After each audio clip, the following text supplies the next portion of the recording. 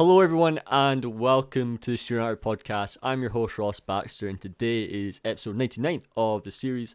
If you guys are new, the podcast is a weekly series where I bring on guests from the creative industries to talk about their journey and thoughts on education. You name it, folks. Here on the podcast, we cover it. So if you guys are new to the podcast, as always, make sure to smash the subscribe button, turn on notifications, as always, to be notified every single week when the next podcast is live, so you guys don't miss out on anything.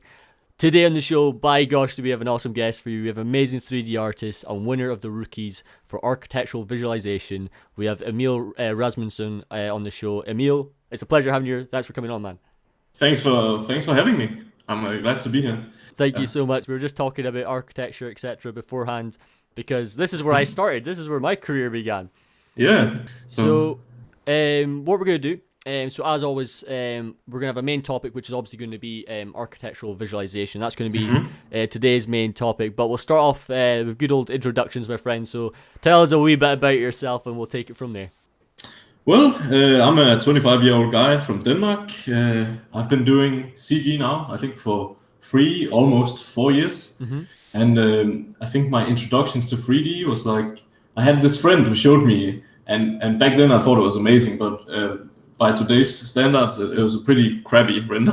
Not gonna lie, he was pretty new, and I thought he used Blender or something. But I was mind blown. I had no idea, like, how does this work? Like, how can you create something photorealistic like this? And so I really that was really my introduction to 3D and why I dived into it. And when you start doing 3D, you quickly become really obsessed with it. I think it's such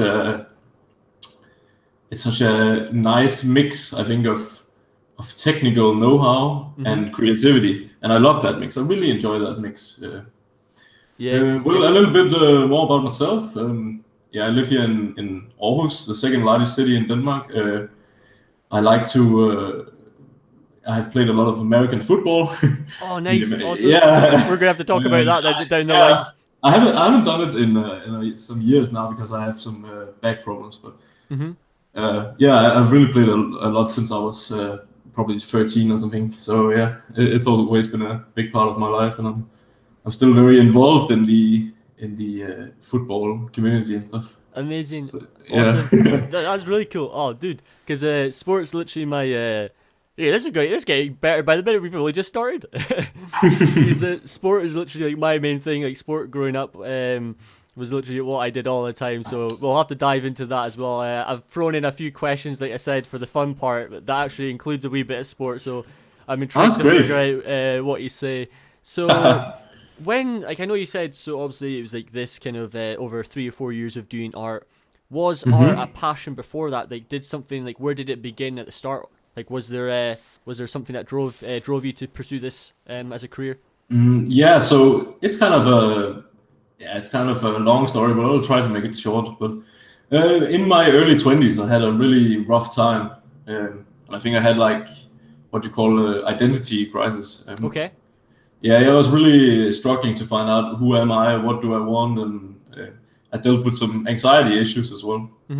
And for me, I had to, I really just had to take a break from everything. And I've never been really much of a gamer, but suddenly I found a huge interest in games because, the thing about games is you can really escape, reality. You can escape into a world, and here I met some really awesome friends, and I, really awesome people that I still talk with this day today. Great. And it was one of these guys that introduced me to this concept. And since I was now using so much time on my computer because of this gaming thing that has become so big for me, I thought, why not put all these hours into something more productive? And I was starting to feel like this was really cool what he made. I should really try this out. And it didn't really take long before I catched on to this was just for me. I could feel.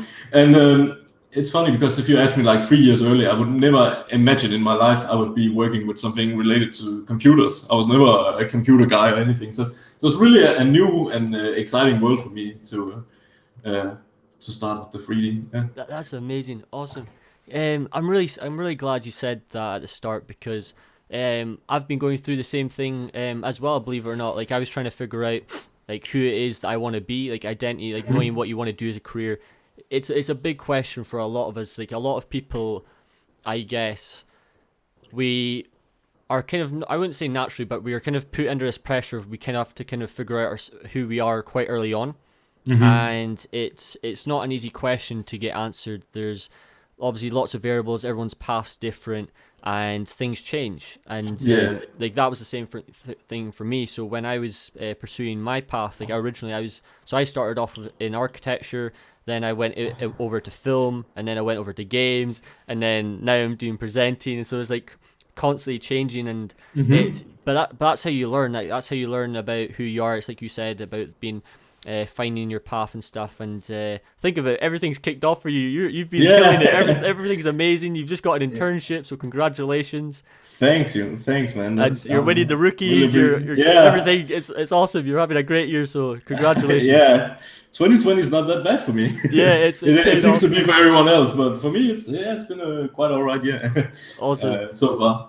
So when it came to, so since we're on the topic of Arch Viz, because we love it and we have to talk about it, so was that a specific path? Like, did that happen straight away in those 4 years, or like how did you know it was visualization, architectural visualization you wanted to go into? Because I know obviously you're a 3D artist and you're specializing in a lot of different things. When was it like, you know what, I'm going into this? I think the first thing I was really impressed, and some of the things that I really enjoy about CG is photorealism. Photorealism, I always strive for photorealism. I strive for I'm very fascinated by photorealism in these CG images. And I think, Arch Viz is a really good platform for that, creating images where I think in the beginning it was really fun to show your parents and your friends, hey, look at this room, and they thought, oh, that's a picture, and when you explain to them this is a render, it's pretty cool to get them mind blowing like that. Of course, with my judging eyes and people that are used to CG, it was probably not that convincing, but to the untrained eye, a lot of renders look really photorealistic, right? And that was I really became impressed with that. But it was not until I started on 3D College I know this was the way, because as it is in Denmark, we don't really have that many big game companies. We don't have VFX. We have some, but it's really rare, and it's difficult to get internship at these. So it was kind of like I really enjoy VFX stuff and game stuff too. But so honestly, everything related to rendering and visualization I think is cool. So oh dude, like your work is insane. Like I love your work, man. Like thanks. we're going to be diving into rendering, because rendering is a really awesome topic. And by the way, I'm so glad I finally have a fellow V-Ray lover. I could finally talk to someone about the greatest one of the greatest things in existence, Chaos Group. We love you. If anyone's listening to Chaos Group, shout out to you. You're amazing. Because there's not many people that I know who does V-Ray, so it's a pleasure having someone who finally does. Because I know obviously. Really, I thought it was like one of the most popular ones. I don't know. That's the thing. So it's always an interesting discussion, because obviously when it comes to as I've been doing my learning of like my research into architectural visualization, etc., things are kind of having this kind of shift, and obviously it occurs in many areas. Well, it's just a common occurrence in whatever industry. Like things change all the time. So when I was talking, when I was listening to you guys talking, doing your presentation, you guys were getting asked the question of like, are you diving into Unreal? And I was like, wait, Unreal's now getting used for this? Because obviously you've got like Corona, there's V-Ray, there's so many different things getting used. But I think, I don't know, it's when it comes to the whole rendering aspect, like we'll dive into it later. I've got lots of questions about that, because there's lots of fun topics we can talk about. But I wanted to throw this question at you, because I'm intrigued to find out what you're going to say. Out of all your pieces that you've made, do you have a personal favorite? I actually like the high-rise one the most. But I hear a lot of... I hear a lot of people talk about my forest scene, right? And I really enjoy that one too. But there's something about the high rise that is kind of, I just I feel the image has so much life. I really enjoy how dynamic the image feels to me, and I made a lot of purposely artistic choices that led me to make these images. So the process for this image was really creative. I think way more creative. Usually a lot of stuff you do, you pick a couple of references, you pick a mood board, and you set something together. But this one was truly like out of pure imagination. That one. So I barely had any reference for it. That's awesome. Wow. Yeah, like I think it's great. Like I've always been a big fan. Like I like the fact that you've obviously got all your cars and stuff. Like my favorite one, like there's so many good ones, but I like the autumn living room one. I think that's a really nice piece. But you've got so many good, like such a wide range of things in your portfolio, and I think that's also super important. Like being able to showcase interior, exterior, different types of weather, like the seasons, you name it. There's so many things you showcase, and we'll talk about this as well. But just to give things a bit of a rundown, so to anyone who's new to the world of Arch Viz, how would you describe, like, what is Arch Viz if you had to explain it to somebody? Well, our goal is to, let me find a clever way to say this. Well, our goal is to visualize buildings before they are built or before they are available, right? We really want to sell architecture, and we want to, make some images that really put emphasis on the architecture design. Yeah, definitely. I don't know. Does that make sense? Yeah. Yeah. No, that's perfect. Yeah. Amazing. And we, I had a discussion with a friend a couple of months ago, and we talked about, well, is Arch Viz, is it art or is it marketing? What is it? Are we really doing art, or are we doing? And what I think the conclusion was is that at the end of the day, it's about selling something, right? It's about selling a product, and architecture. But we borrow so many concepts from art to sell these images. We borrow so many about composition and lighting to make these as appealing and artistic as possible. So I think it's a good mix of art and marketing and Yeah. No. I think it was it was because Johannes Lindqvist, you probably know this guy. He's an amazing Arch Viz artist, and he was talking on another podcast about that he don't really feel that Arch Viz as art, right? And this actually created a nice discussion between some friends and I about this topic. So yeah, like it's always interesting how, like, we all have our different perspectives or our own kind of views on different topics, but like you said, it raises lots of great discussions, and you learn so much from it. And like that's the great thing about being in the creative industries, is we have the ability to learn from everyone. Like we have, like, there's so many different things going on that it translates into our art pieces. Like for example, you're talking about the high-rise piece. Like there's so much story, there's so much, like, you're adding, obviously, like there's elements of photo bashing, lots of 3D, etc. And you're trying to make it give movement, make it feel alive, and you learn from all these different people's stories, etc., and just different experiences in general. So when you're working on a piece, so for example, when you start a new project, like what questions are you asking yourself? Like where do you begin before you kind of put pen to paper?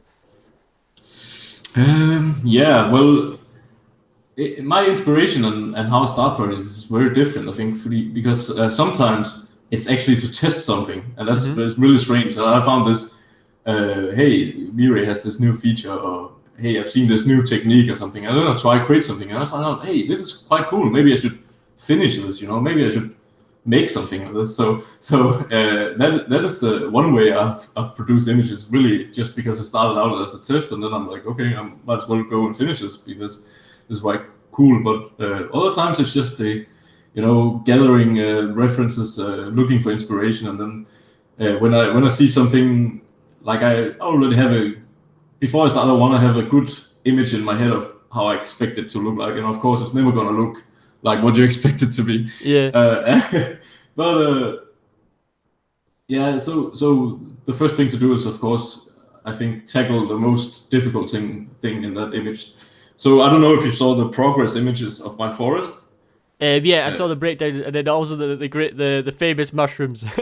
Yeah. You can't beat that. It's awesome. But if you scroll through my work in progress, you'll see that the house was actually the last thing I did. Like the cabin was the last thing I did, because I wanted to tackle the forest and the feeling and of the image before going into the cabin. Yeah.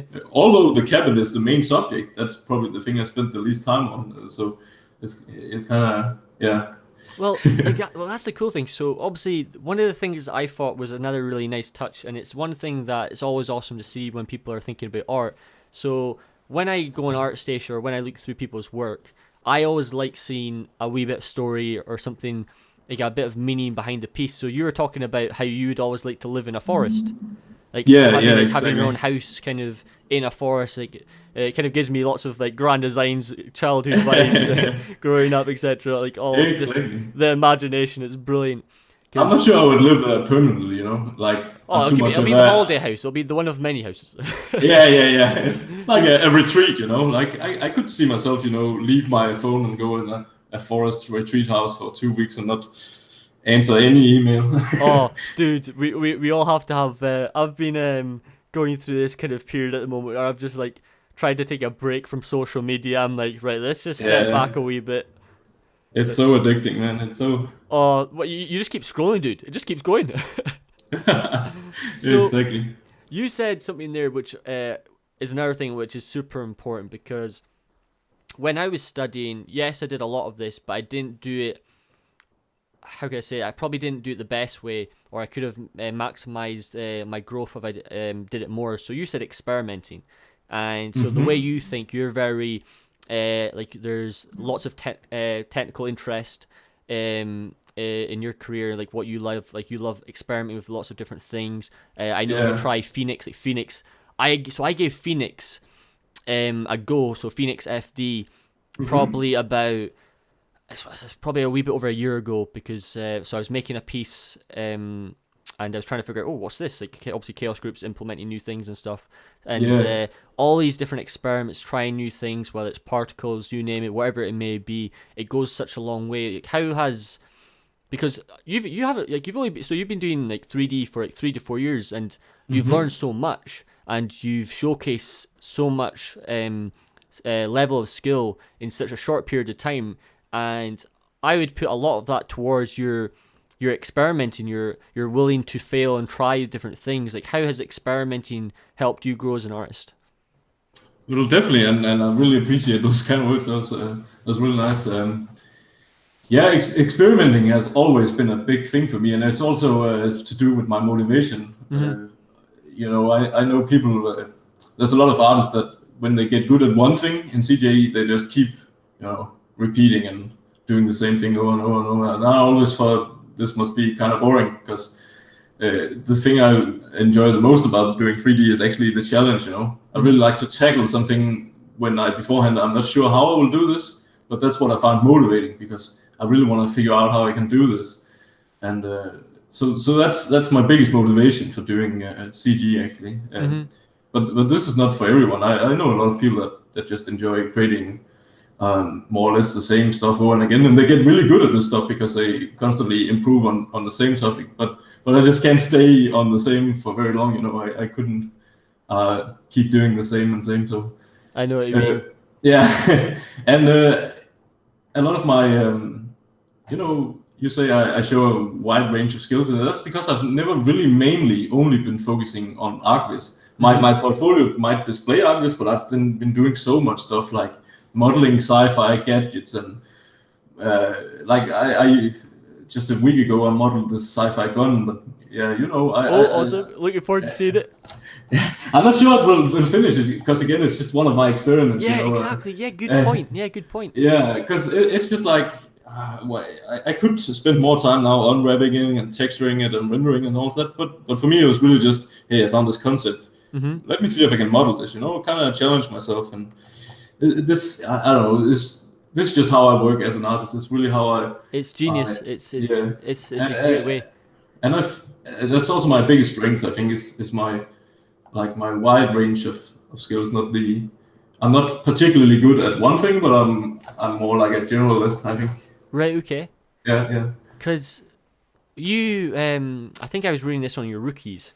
So obviously, as I was diving into everything that you've done, one of the really things, well, as we continue this subject of experiment, I highlight its importance because it's super important. Like I think so many people think they always have to showcase everything. Like they always, like a lot of people when it comes to ArtStation, there's a lot of people who, when it comes to their portfolio, it kind of gets a wee bit cluttered, and they show a bit too much.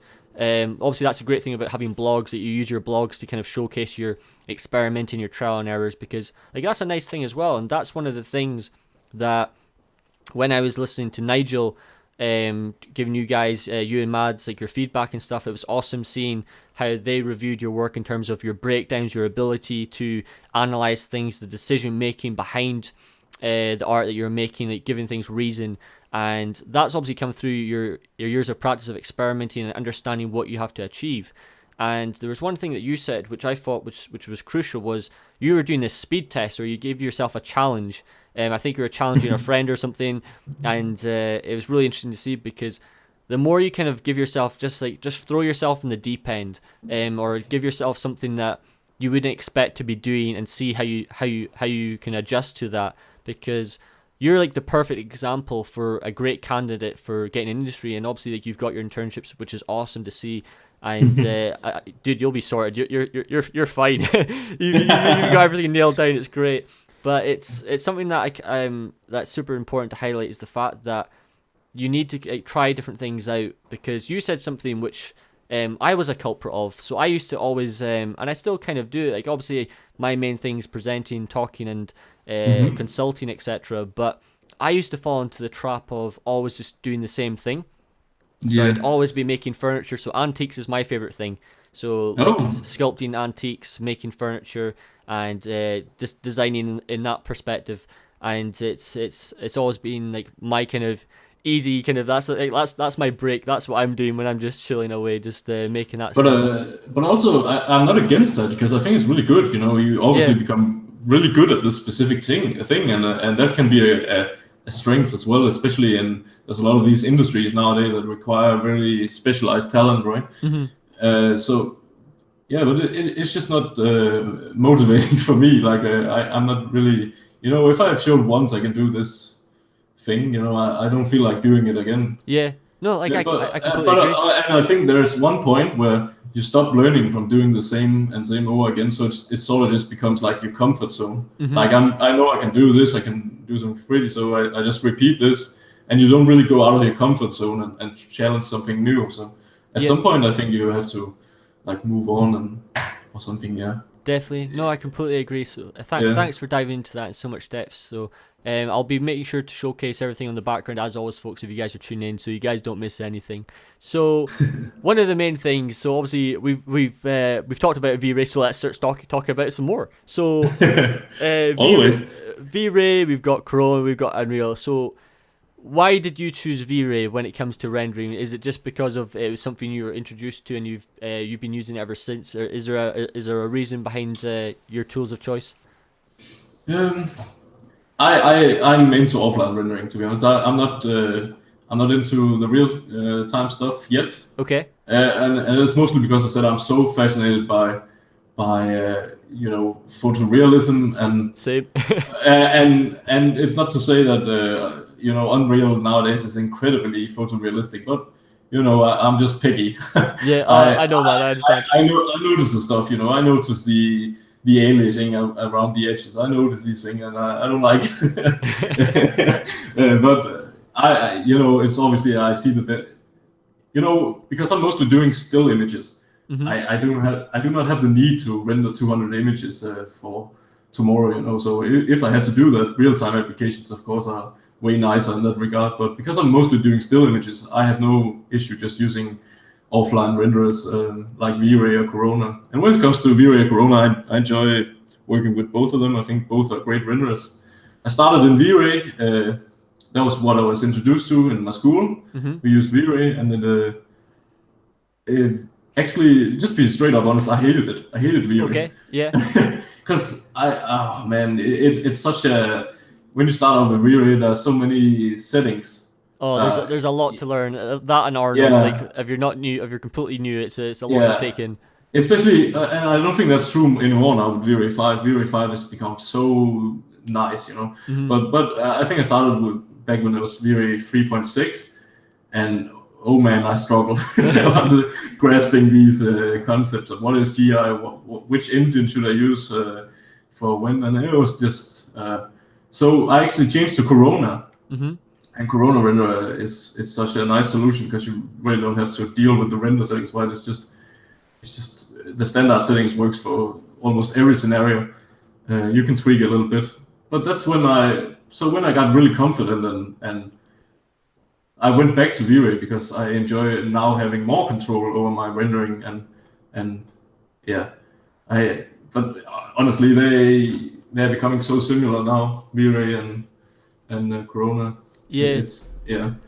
Like it's always an interesting question. So I'm glad you dived into it because we all have our area of interest. Like, so there's one thing that I always feel like I've talked about this many times in the podcast, but I like to highlight it when it comes to topics that I've never talked about before, because we always we kind of get thrown lots of software at us when we're going through education, and I understand why, but sometimes I feel that as long as you do, so this is one thing I think it's important to obviously highlight, is that if you know what you're doing, obviously look into the career that you're trying to achieve and figure out exactly what they're looking for. And the reason why that's super important, so if you can do that in your first few years, then it means you don't have to, it helps kind of take all the stress away, and you can just prioritize focusing on making quality work. Yeah, exactly. If you're, even though the experimenting is super important, because obviously I don't want to take away the main point that we were talking about a few minutes ago, experimenting is crucial and it really opens up lots of avenues. However, when it comes to the main reason why we go to education in the first place, which is to get a result at the end of it, like there's so many people, right? There's millions of people worldwide who go through education, they'll go to fourth year, and they'll only start thinking of jobs and stuff in fourth year. And it's, yes, you might get lucky depending on timing and stuff. Well, the other one is that you just earned it, you worked really hard and stuff, then obviously it increases your chances. But a lot of people don't really think about employment in their first few years, and that's why I think if you can kind of learn the pipeline as early as possible, so then it means you can focus on the quality and the delivery that you're going to be giving to these clients, etc. in the future. It really does make things a lot easier. Yeah, that's without a doubt very crucial. Yeah, and it's also on the topic of experimenting. I see a lot of the guys on my school. I still talk with a lot of guys, also the new guys on my school, and one pit hole I see some of them fall into is this idea that they have to try every software out there. They want to, instead of just focusing on learning 3ds Max and V-Ray for now, they already started throwing themselves into Unreal and ZBrush and Substance and all this at the same time. And it's just, I have a feeling, if you do that, you'll probably not get good at any of them, Yeah. I would much rather just focus on being good on these two important tools than being mediocre or at 50 tools. It's not really. So that's and I understand it because it's so exciting, and you see these updates, you see Blender making something new, cool, and I'm like, I need to try that and stuff. Yeah. But you really just need to stick to a few tools to begin with, I think, and experiment. So when I'm talking about experimenting, it's within those same tools mostly I experiment. Yeah. Yeah. Do you think when it comes to education, for you as a student, I know obviously we all have our different cases, etc. Like I was really fortunate where I went to, and I know the school you went to was great. Like there's lots of awesome things that you guys did. It is insane, like some of the things you guys did. Like prepare yourself, folks, because this school is crazy. But the stories going to America, you name it. It's I don't even know what to say now. Like I was just shocked. I was like, by gosh, the amount of things you got. It was so awesome to hear. We'll dive into that as well. But do you think when it comes to education is what's the best way for me to answer this? Or to ask this? Sorry. What would help you? Or what advice would you give to lecturers and stuff when it comes to sharing information? So we obviously, like we've talked about, getting thrown lots of softwares at us and that. Do you think it has to start dialing things back? Like what's your approach? Where would you think it would be better to introduce, like in terms of the periods over 4 years of education? Where would you say is the best? Like, do you think you should just get as many software stuff introduced to you early on, or just spread it slowly? No, yeah, I really think that we're talking about whole like new guys, right? Like Yeah. guys that are just being introduced to 3D. I think the fundamentals are the most important, and the fundamentals are always happening within the main 3D software, whether that be 3ds Max, Maya, or even Blender. Obviously, at my school we use 3ds Max, so that's where it's gonna be. But I think, you know, because these things these apply to so many softwares. You know, if you can learn within, like, we're not talking about the fundamentals. I'm talking like modeling, unwrapping, texturing, you know, basic rendering, materials, and lighting, and all these can happen within your main software. You know, maybe with the exception of texturing, but even then, I think you should start with being introduced to Photoshop texturing, just drawing on a UV. Yeah, I completely agree. Yeah, because, you know, you get the fundamental understanding of how this actually works. You know, you have this 3D model, you fold it out, you draw on it just like as it was a 2D canvas. If you go into Substance and it's already, you paint in 3D and it's already very funky, and you throw on some smart materials and whatnot, I'm afraid some might lose, you know, the basic knowledge of, like, what is this actually? Yeah. What is going on behind it? You know? Oh, you just reminded me something crazy. I'm intrigued to find out what you say about this. So, I was talking to, his name's Fraser McLean, and he's a well-known Disney artist. He worked on Tarzan. He was a layout artist. And awesome. he did all the main designs for that and 101 Dalmatians, etc. And he was talking about, when I was talking to him on the podcast, about how architects these days have lost a lot of the fundamentals. Like, things are so off compared to what it used to be, because things have changed. Like, the 3D has changed so much. Yes, obviously we love 3D. Like, we're 3D artists, we're obsessed about it.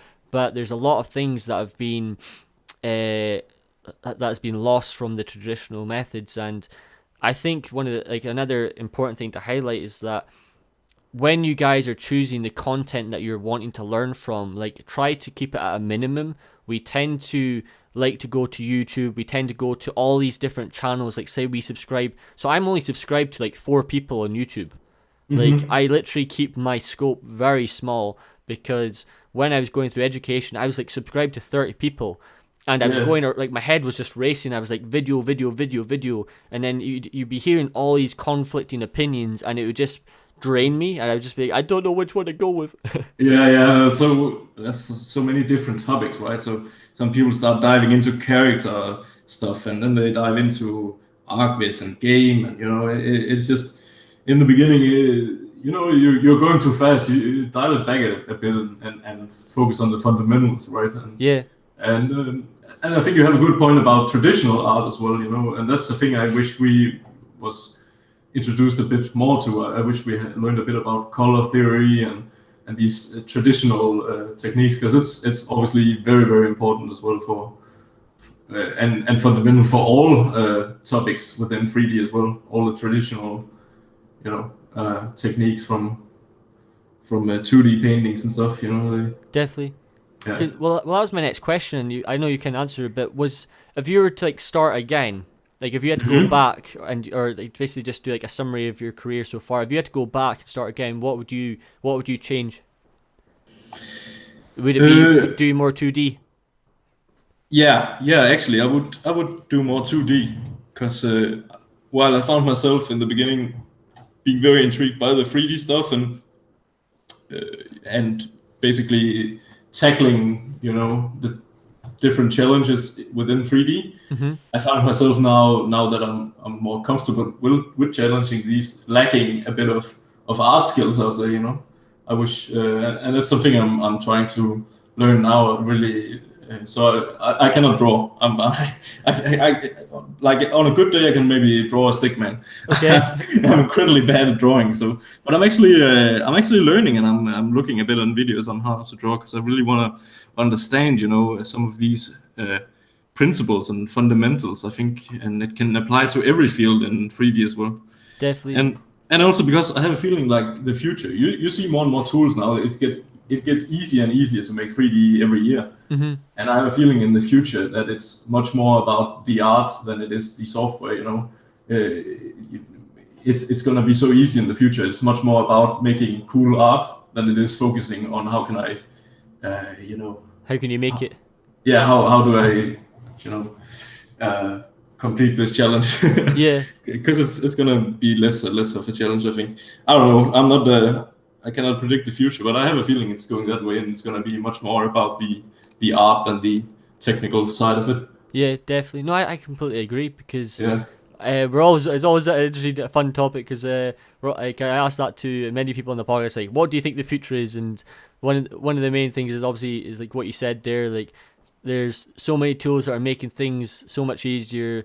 For example, when it comes to your pipeline, and a lot of people, and when it comes just to the industry in general, like we're reusing assets all the time. There's less actual making and more being more creative decisions instead. Like actually, like you said, it's being more artistic with your decision making rather than the actual process itself of like making things like models wise, etc. You name it. Yeah, definitely. So we've dived into so many lots of topics. So we're by gosh, we've got so many different things I want to dive into. So we're just warming up, folks. We're just warming up. That's cool. I want to ask. So one of the things we said about right at the start was we were talking about range and obviously the experimenting side of things. So obviously you've got interior, you've got exterior, etc. You've tackled different seasons. What have you learned about what would you say are the major differences between interior and exterior? Like, what have you learned over the years? I know that's a very broad question, but is there anything that stands out to you, like any main things that people could learn from? Yeah, well, let me think about this because I remember when I first started I found interiors to be way easier than make for exterior, and I have a lot of people say this. Interiors are way easier to make than exteriors, but I don't feel like it's true at all. Okay. I think it's it depends on the level because mastering an interior can be just as hard as mastering an exterior. In my view, it's not easier in any way, but it's probably for the new guys. I think it's easier to make a somewhat nice looking interior than it is to make a somewhat nice looking exterior. When it comes to the challenges, I'm not really sure. They're very similar in a lot of ways, but the lighting is obviously very different from exteriors to interiors. And especially with interiors, I have a lot of people asking me how I do my lighting for my interiors.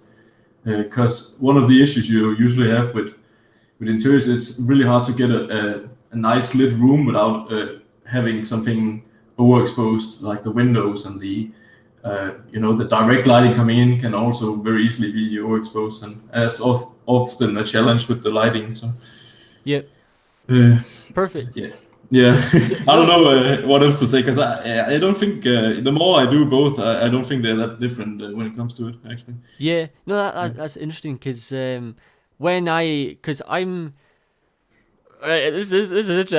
This is gonna be a fun way to take it. So because I struggle more on exteriors because there's, I think I know I know you just said like obviously a lot of people think interiors are maybe a wee bit easier, but I agree with you. So I agree with you in terms of obviously like I personally think interiors are easier. I think it's just because it's I wouldn't like to say basic shapes, but it's just like obviously you have to make sure you have a solid foundation as long as you can get that right. But the one thing that's harder about interiors though is I would think it's the execution. It's making sure because you can tell when something looks wrong, whereas when you're working on an exterior and stuff, I think there's more. Like you can disagree with me, like there's no harm in that. Like the one thing about exteriors though, I think there's more room for error because the level and complexity of foliage and stuff. There's so much. Not noise, but there's so much detail that it's a wee bit easier to kind of not see it. I totally agree. So, and it's also, you often see exteriors, they use a lot of Photoshop as well. Photoshop bash different items in and animals and foliage and whatever, and you can really do that in interior. You can really put a plant. I guess you could in Photoshop, but I don't think it's going to be very good. So you can get away, as you said, with a lot of stuff in exteriors that doesn't have to look 100% correct or something like that. Yeah. So when it comes to, so you said obviously an important word there, so obviously like photo bashing and stuff, like how important is photo bashing? Because obviously I know it's a main element of like the career for architectural visualization. Like, to anyone who's new to photo bashing, is there any kind of advice you would give them? It's huge, and I regret I'm not better at it because, believe it or not, most of my scenes are almost completely 3D. With even the high-rise one, you see all the buildings are 3D, and It's insane. It's impressive though. It's impressive. And even because I'm so bad at photo bashing, many of the people put in there are 3D as well. So I really wish I was better at this, and I really wish I had focused more on this. But I was so motivated by doing the 3D part, and that was what I was excited about the most.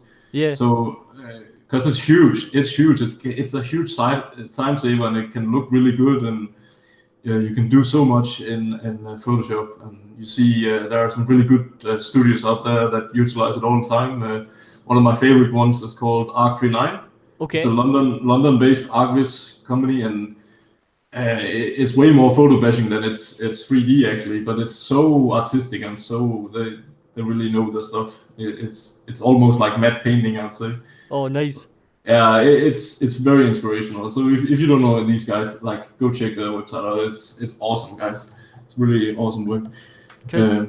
Well, like, I understand. So I like, obviously I know you do use it. Like, I know you've added, like, for example, adding like animals and stuff, like pets. Like, I know you've added like cats in some of your scenes. Yeah. And, like, that's another important thing to realize though. Like, for example, you're really good at 3D, so you might as well maximize what you're good at. And then as you're obviously experimenting, going down the line, like, obviously you experiment and add along. Like, I think the good thing is that at least when you do add it, it still works.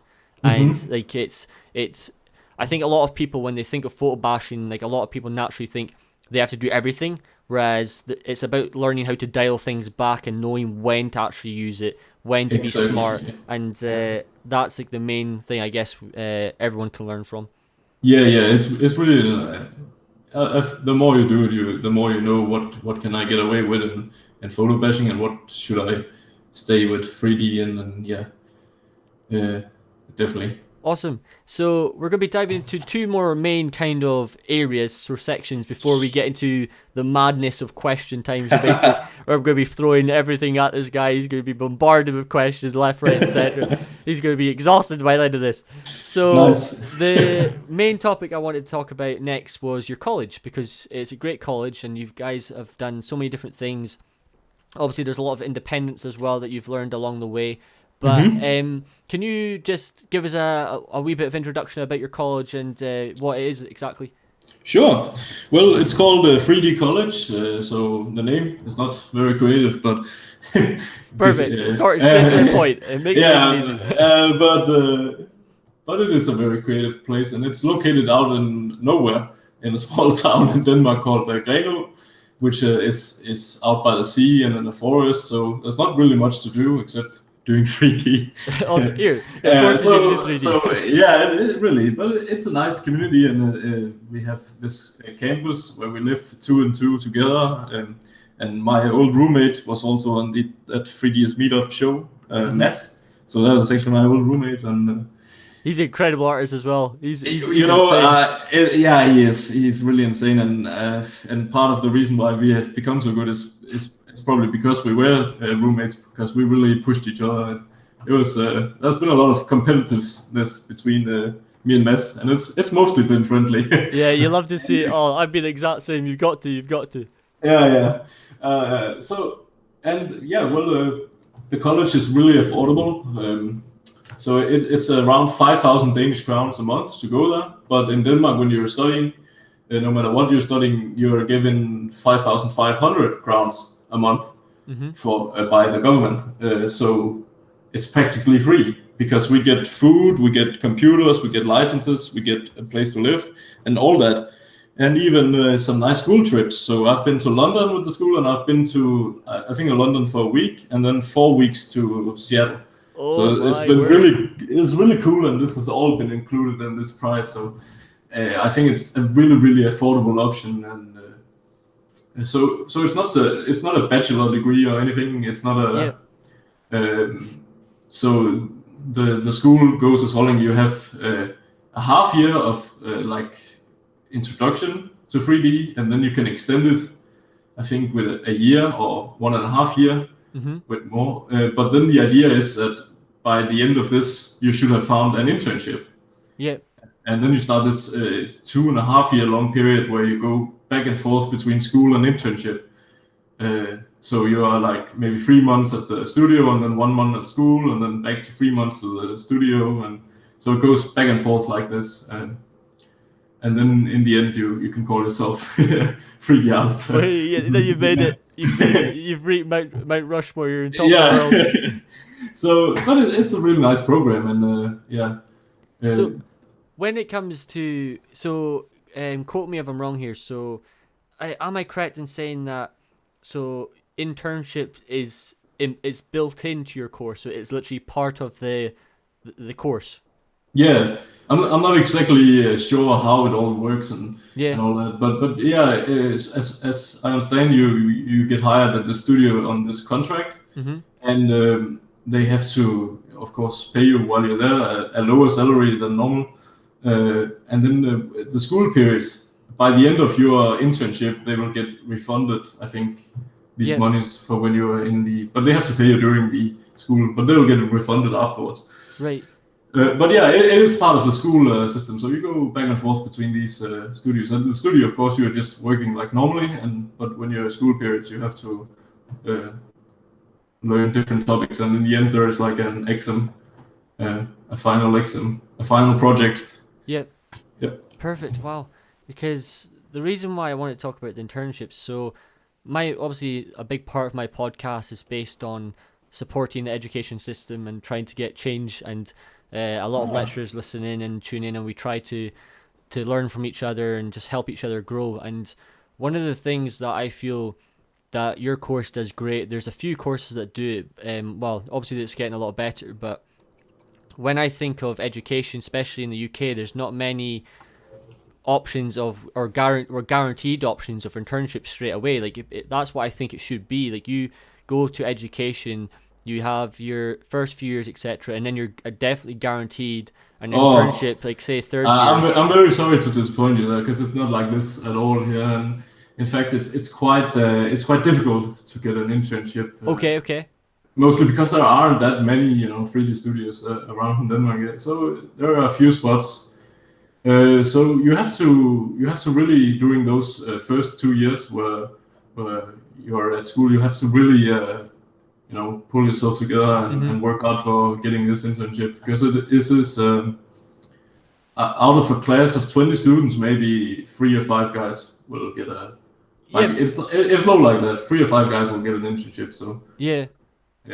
But I'd say though that like that's still a good thing. At least there's still like an option of like, at least there's still like an option available, and plus, like you said there, it gives you a drive, because obviously only a few people are going to get it. So it shows that people are going to have to put the work in to get it, because a lot of people, they think that when they go to university they're going to get a job straight away, but it's never the case. It's all based on the quality of the work. And the extra commitment, like the personal work, the side projects that you're doing out of your time at uni to get that extra step ahead. And obviously the thing though that I'm saying, I think it would be great to see is more of these internships kind of being put in place, or at least having an opportunity. Like I understand there's a lot of financial things involved, etc. That it's certain places are a lot more privileged than others, etc. And it's not obviously available for everyone, but it would be interesting to see, because that's what I always like to do every time I'm on the podcast, is like ask about, like for example, Denmark. Like you're saying, Denmark's not very game or film orientated. It's more based around like architecture, etc., that you were saying earlier. Therefore you're trying to have to, like, you're early on having to figure out like what's in my country, like what's available around me, and is the opportunities available, and if not, what are you going to do? Like, do you have to move country, etc.? Like, when you think of Denmark, is there any main places that stand out to you? So if there's anyone else tuning in from Denmark, is there anything, any main standout places to go for either education or for work? Like, is there anything that pops to mind? Sorry, I'm unsure about the question. So Places to go and learn 3D, or like when you think of architectural visualization, yeah. All what are right. like the main places in Denmark that you've learned so far? Obviously, I'm not asking like because I know I we think don't know. actually 3D college is the main place for. I think most of the in Arch Viz it's either architecture students that later on find out they want to be visualizers instead, Hmm. or it's people from 3D college. Because we have three CG schools in Denmark. We have a big one in Viborg, it's called the city, and it's called the Animation Workshop. Hmm. But they work a lot with animation and film and VFX, and it's also a bachelor program. And yeah, it's a very different school from my one. And then there's one called Strumax in Copenhagen, and I'm not actually sure what they do. It's I think it's mostly game and film art too. Yep. But they also have these international programs they can make use of. So a lot of these guys don't, they go everywhere else in the world when they're done, especially animation workshop. These guys are really awesome, and they seem to all get good careers afterwards. So it's a really cool place. But 3D College is more like yeah, it's really, I'd say it's the best place for Arquis It's the to learn place to Arquis. be. Yeah, and you can see. I think our school, Mass obviously won the rookies last year, but the 3D College school won the Arquis Best School of the Year. Oh Because right, okay, I didn't know yeah, that. so I think the rookies do that. They take like the average score of each entry, and then they obviously divide it by, yeah, they take the average, and then they compare which school is the best. And alone this year, I think there's like 10 entries from my school, From free your school, college. wow, right, okay, Yeah, perfect. if any of these guys are listening out there, really great job. I think all of them were quite awesome, and even though it's been over a year since I've been at the school, but I like to follow along and see the talents that I'm getting there. It's really Yep. exciting to see. There's some really talented people there, so it's really cool. Thanks for sharing that. So, well, actually, speaking of, if anyone from from Emil's school, make sure to post your links, your portfolio down in the comments below. It'd be great to see everyone's work That'd and be awesome. spread the word because it's insane. Like literally, obviously, everyone from your school is literally at the top, like winning the rookies, and it's great. It's great because It's always, of course, it's the best of the best from the school that gets to be shown. So of mhm. course there's a lot of variety of good work. But yeah, I'm definitely proud of a lot of the work that comes from my school. I think there's some real talent there, and yeah, That's I perfect. enjoy being part of it. Dude, thanks for diving into that because there's so many different things. Like I know we were talking like earlier, like you were saying about traveling, etc. The internships option. The reason why I wanted to mention the internships and highlight its importance is because I if you guys have the chance to get an internship, trust me, take it. Like obviously look into it beforehand. But so my first ever was internship and then obviously became a job was in architecture, and I was doing that for about 8 months. And hands down, one of the coolest experiences. I got to design the building for an oil company, and I Nice. only got there. I was only doing this was after only doing 3D for 3 months. I was asked to design a building. I was like, okay, this is gonna be interesting. So I got It's to. a huge responsibility Oh, right away. dude, it was Yeah, mental. It was like it awesome. was so it was four floors, and it was probably I don't know. It was massive. I'll show it on screen. I've taken it away from my portfolio because obviously things have changed careers wise and stuff. But I'll make sure to show it on screen. It's that's Awesome. why when I said to you at the start, I was like I gotta get this guy on the podcast. That's really cool and awesome to get so much responsibility. I often think a lot of internships we get in and they don't really because we're young and new, so we Yeah, don't really get that much responsibility. But I think as a new guy, I really crave having some more responsibility on the projects and have something to say and be creative with it because so that's really awesome. But of course, the idea is the more you go on the internship, the more you'll get, you know, slowly progress into having more responsibility in the company, right? So yeah. yeah. Well, that's the thing. I think you probably like another thing we were talking about earlier is like that's probably one thing that another thing that stands out for you, which is really important, is like your independence. Like, I think independence is one thing that we have to highlight is crucial to learn through our education and our studying, and getting to a point that we can learn to do everything on our own and not necessarily relying on lots of other things. And that's where like your experimenting comes into play, because then it means that you're going to know more answers and you're going to be able to adapt to change. And being able to adapt in any industry is crucial, because you're going to be thrown curveballs coming left, right, and center. You name it. You're going to be like, right, design this bathroom, but add a twist to it. I don't know, merge it in with the garden, etc. And then something weird will happen. You'll be like, okay, my brain's having to switch on now. I've not done this before, but how am I going to approach it? And then all you do is you dial it back to the basics, and then you go, right, step one, let's do this, and you just take it from there. So. Right, so we've talked about lots of things. So before we get into the final one, I want to talk about resources and also the competitions, because I know obviously like the rookies. So I work together with the rookies, and it's amazing everything that the rookies do. But I want to ask you: is there any main kind of resources or competitions that stand out to you? What other ones are there? So I know there's like the CG Architect Awards. There's the rookies. Is there any other things else?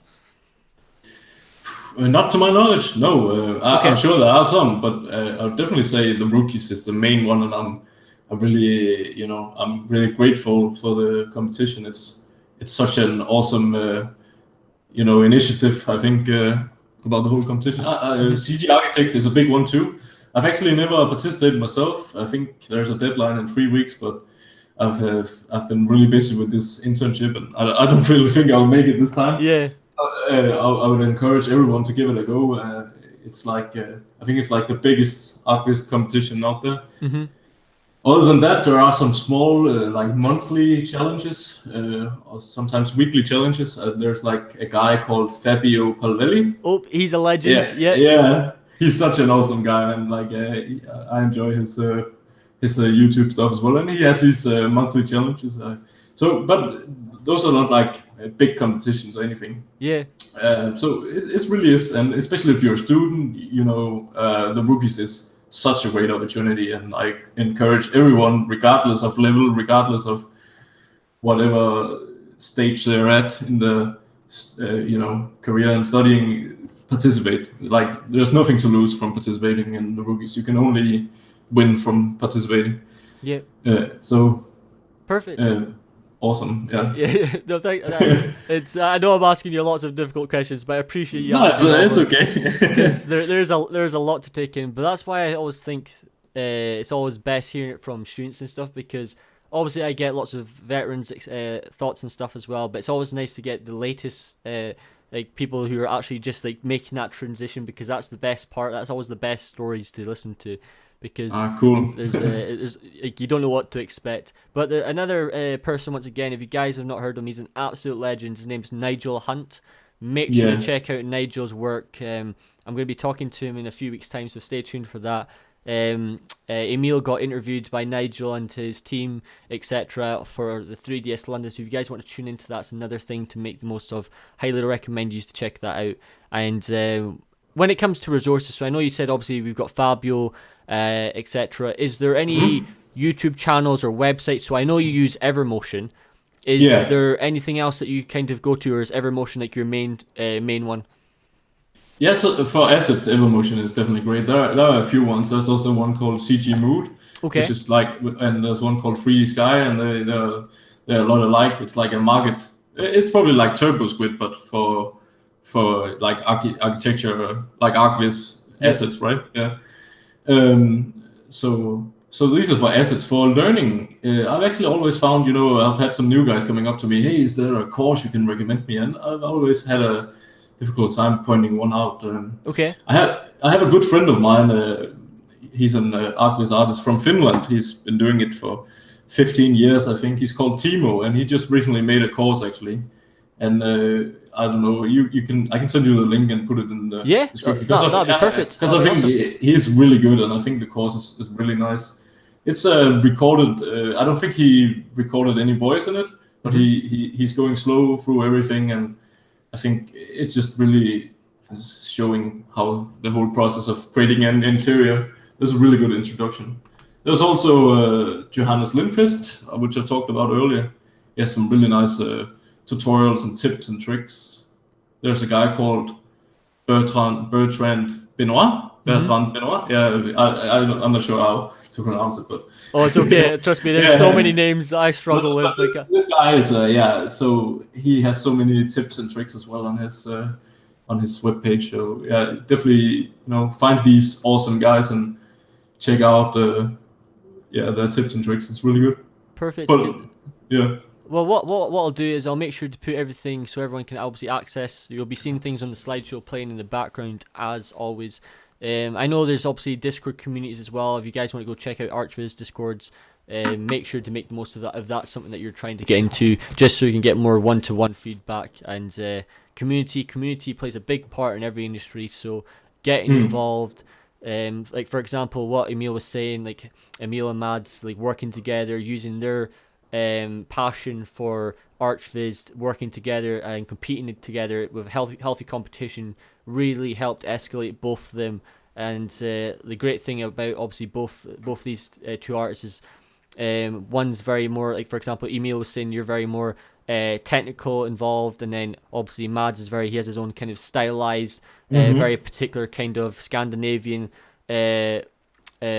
way of presenting things, and he loves his rendering and style, and he also makes amazing work. And having that two kind of pipelines or two ways of working really complements each other. So if you have a friend, etc., or you can, like I had many people that I tried to learn from, but there was one main guy that I learned from. His name was Yannick, and he was he's insane at engineering. Anything, like he'll draw. He's a concept artist, and I learned so much from him. And we just tried to learn tips and tricks. So find healthy competition. Do what you can. Get involved. Yeah, definitely. And I don't want to be what's it called? Like I don't want to make a commercial. I don't want to advertise for something, but there's this Arch Viz Discord, which is actually one that Ness started. Yeah, on you go. There's nothing wrong with it. Yeah, plug it away. Yeah, well, 2 years ago, and it's such a nice community. I've met so many nice guys in there, and I'm active in there daily, talking with it, because it's become much more than just like a professional place. It's actually become quite a nice friendship community. I feel like I know a lot of these guys, and if it was not for Corona, we actually planned a meetup and stuff like that. So it's been a really great community. It's mostly young guys, but we have I think Discord is more appealing to younger artists, it seems. But we have a good share of well-rounded professional. As I mentioned, Timo, the guy from Finland, is in there and also very active. And it's so awesome to get help and inspiration and from these guys and discuss all kinds of things. We usually sit in the voice chat in the evenings and live stream how we create different things and free. It's such an awesome community, guys. Come check it out, really. So what can you say the name one more time? So it's just the Arch Viz Discord. It's called. So perfect. Yeah. So everyone, make sure to check it out, and once again, all the links are in the description. Dude, it has been a pleasure having you on the show. Thanks. It's been a pleasure being here. It's I really love it. Yeah, it's so chill. Dude, any opportunity for me to geek out about art, I'm always up for a conversation. So now we get to the madness. It is the fun time. Let's go get it. It is the questions of randomness. You may like them. It's okay. I'll never ask you a difficult question, so no panicking. But so if you guys are new to the podcast, this is question time where I ask you a bunch of random questions from your favorite movie, you name it, all these different things. So prepare yourself and let's get rolling. Right. Let's go. So would you rather be Bane or the Joker? Oof. I think I'm more like a Joker, actually. Oh, nice. Okay. Yeah, if I had to do like a test, Would you rather be the Joker then? Yeah, I'd rather be the Joker. Yeah. Perfect. Okay. Favorite movie and why? Birdman. Have you seen Birdman? What's it called? Birdman. Oh wait, I've not heard of this. What's this? It sounds like a bad superhero movie, but it's not. It's like, I think it won the Oscar for the best movies in like some years ago. Okay, I'm gonna have to check this out. I've not heard of this. The unique style about it is that it feels like the whole movie is one take Like it doesn't cut in the camera ever, so the camera is just following around, and it's in the beginning it's really annoying. I was 10 minutes into the movie, I was about to turn it off. I was like, this is really confusing. But this movie just turns out to be so mysterious and so awesome. Like and it has such an awesome style. I really enjoy this movie. So are there in the movie? I take it there's like lots of actors and stuff. Like how do they? Like I wonder. Imagine if they make a mistake. How do they not? Like they've got to cut it somehow in a frame so they don't notice the transition. Because if there's no, that sounds impossible to film. Yeah, it was obviously not done in one take, but yeah, they've done the transitions probably while they have been panning or while they have. Sometimes it's also just the camera. It's left up on the roof, and you see kind of like a time lapse of the night changing to day, and then the camera moves down the stairs again, something like that. It's really creative. Like it's a really creative movie. So yeah. Awesome. Great movie. Interesting answer. I've not heard of that one yet. I'm going to check out. Right, this one's a good laugh because I was trying to figure out what do I prefer. Would you rather talk like Yoda or breathe like Vader? I have all the questions you're going to be asked today. You're wondering. I would probably breathe like Vader. I think. It's such a nuisance to talk like Yoda. It'd be an interesting life. It's like, I'm not even sure if I want to perform it. It's a whole other level. That's cool. Awesome question. Yeah, you're like, that's a bit of a curveball coming there. Right, this one I'd be interested to ask because obviously you went to America. If you could visit any country for Arch Viz, what would you choose? Ooh. Is there any one that just really stands out? The top of the pop right now is London. It's England. This is where interesting. I didn't expect you to say that. Why London? I think the biggest Arch Viz company, that's no secret. The biggest Arch Viz companies are there without a doubt. Yeah, of course. Like this is where it's going down. I think Spain is probably second. Spain has a lot of amazing Arch Viz studios as well. So those are probably the capitals of Arch Viz, I'd say. Yeah. But when it comes to, because I was also thinking like, okay, what kind of architecture? Because it could be interesting to do something, what would it be to work in Japan in architecture? Yeah. Like that could be quite fun to see what it's like there.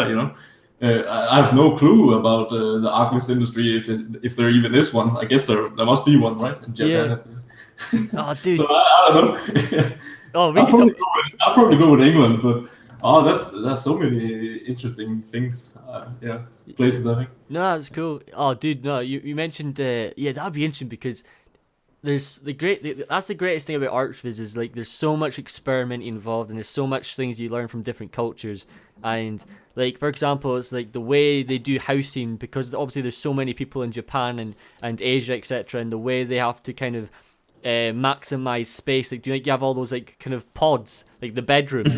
Imagine like trying to design like a massive tower, and it's just like iterations of like these tiny pods building all the way up or something. Like it's just crazy all the genius ways of how things are managed. Like the one thing I used to watch ages ago, gosh, it's been a long time, was Mega Structures. Oh, it was an old TV show talking about all like the biggest manufacturing things being made from bridges to airports and how things were designed in like Japan, etc. And like there's an airport in Japan that's on the water. It's like quite far out. It's like a few miles out into the sea. Oh, that's pretty cool. And it's insane. You just see like the bridge design. Oh, it's epic, man. Right. I did not expect you to say London, but I understand why you said that. It's a smart move. So you thought that one through. Very, very genius. So this one I love to throw in because I'm always intrigued. Would you rather enter the Maze Runner or the Hunger Games? So you're going to war. To be honest, I haven't really seen the Maze Runner, so dude. I'm embarrassed to say, but I think I know the concept of it, right? I don't. Well. But mostly because I'm not sure what it is, I'll have to go with the Hunger Games. I don't agree with the Maze Runner because I'm a massive fan of the Maze Runner. Right. I do. I have to watch that. Yeah, I'll have to.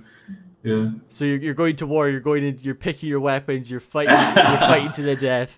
I'll probably just be a coward and you just run to the next tree. What have you got to do, man? What have you got to do? Try to survive as long as possible and avoid killing someone. You'll be a genius. You could just start building. Just build a perimeter. Like you just start. Build your own. I don't know, fort. You're sorted. Whatever you could do to survive. Yeah, just start a new life in the Hunger Games one. Yeah, never thinking about winning or anything. Right. Right. I know you've already kind of answered this because I wanted to talk this. So favorite sport? That would have to be American football. Football. This sport has given me so much. But I actually rather playing than watching it. Yep. Okay. Have you watched American football before? So I've watched a lot. I'm not an expert at American football. So when it comes to American sports, so I played a lot of basketball growing up. So all right. Basketball was my thing, and then so you know about all the commercial breaks and all that. Yeah. So, it's pretty insane how a game that takes an hour, like it has 4 quarters of 15 minutes, suddenly takes 3 hours because of commercials and stuff. It's just so I'm not really watching it anymore, but I love watching Formula 1. Mm-hmm. Oh, so, nice, interesting. Yeah, it's actually going on right now, I think, so I'm missing that, but that's okay. Oh, I'm sorry. Okay, priority, mission, operation, go. We're going through the questions as quickly as possible. We can't miss. No, not at all. It's quite alright. Awesome. Well, actually, I'm gonna have to ask you this question. Speaking of NFL, is there or has there been a team that you supported in the past? Yeah, I support the San Diego Chargers, which has now become the Los Angeles Chargers, I think. Yeah. Nice. Why I picked those, I'm not really sure. I think back when I started watching, they had my favorite running back, and I just sort of fell in love with him. And then ever since, I've been following these guys. But it's not going so well for them these days. Yeah, no, I understand, man. When it comes to picking a team, it's once you commit, you have to commit. You can't change. Exactly. Because I followed the Cleveland Browns. Oh yeah, that's a tough one as well. But tell me about it. It's when it comes to Cleveland, like obviously for years, right? I think how long did they have like the drive? They had like no trophy for like 40 years. That's LeBron, like LeBron James won their first trophy for them, for NBA title in basketball. So it was like their first ring in ages, and that was across all sports. Like that was across baseball, American football, and basketball. Like they didn't win for ages, but yeah, Cleveland Browns was mine when I was tuning in. But cool. So whenever your team goes up against mine, I'll make sure to send you a message. I'm like, come on, Cleveland. Yeah, I'll enjoy that. Right. Two more questions. Sure. Right. This is an interesting one. So, either have full control of your dreams or never have to sleep. I think I'll choose never have to sleep. That would be awesome. Yeah. Okay. That was just so much more nice time, you can spend. I already think, the work-life balance is hard, 8 hours of work, 8 hours of life, and 8 hours of sleep. Yeah. And repeat. I always struggle to maintain that. So it's not the easiest, is it? Having more life hours would definitely help with that. Perfect. Yeah, because like for me, right? Because obviously it'd be pretty cool to control your dreams and that, but never having to sleep would literally it would solve every problem in history. Like superhuman. Yeah, you could just do anything because your planning would be so on point. Like you'd just be chilling. Like everyone else is working, you just have your feet up for the first time in history because you'd be that busy working. Right. Insane. Last question, man. Sure. Favorite cartoon as a kid? Favorite cartoon as a kid? Yep. Oh my god, man! I can barely remember them. I ask this every guest. This is the one question that is literally everyone. Probably Dragon Ball or something. Dragon Ball Z. Yeah. Nice, interesting. Okay, I did not expect that. Okay, Dragon Ball. Nice. Yeah, I remember it always came on right before football practice, like this regular football, not the American. When I was a child, so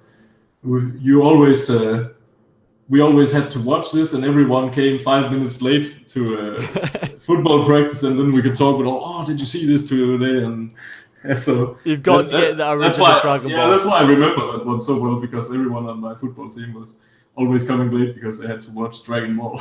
Legendary answer, dude. It has been a pleasure having you on the show. It's been such a good laugh. Thank you for diving into so many of these questions. I know I threw a lot of different questions at you today, so thank you so much for your time, man. It's been a pleasure. It's been my pleasure. I've really enjoyed this. It's I could talk to you for hours, man. This has been fun. If I ever come, Oh, dude, if you ever want to meet up, let me know. I'm always down for a yeah, conversation. sure, dude. man. Like as soon as this Corona stuff is over, I'll probably meet you someday and buy you a beer or something. Also, I'll meet you in London because I'm wanting to head there at some point in my life. So whenever you're in London, I'll make sure to pop one down and say hello. That's cool, man. It's really cool. So everyone who's tuning in, there's a most important rule: make sure to go follow this guy. This is the rule of the day. You got to appreciate this guy's work. He's done so much incredible work. You can check out his submissions as well. Most importantly as well, obviously we've talked about all the links to go check out. Check out his friend's Mad's work as well. Yeah. If you want to see other talks from Emil, once again, everything will be down below. Most importantly, if you guys, as always, are wanting to recommend any more podcasts, any more guests for architectural visualization, post it in the comments below. I was saying, obviously, everyone from the 3D art school that Emil went to, make sure to share links. It'd be great to see everyone's work, and I could reach out to you to come on the show as well and have a good conversation. So with that said, don't forget to smash the subscribe button. As always, hit the like button. It really does help the channel grow. And with that said, folks, we will see you in the next episode. Bye for now.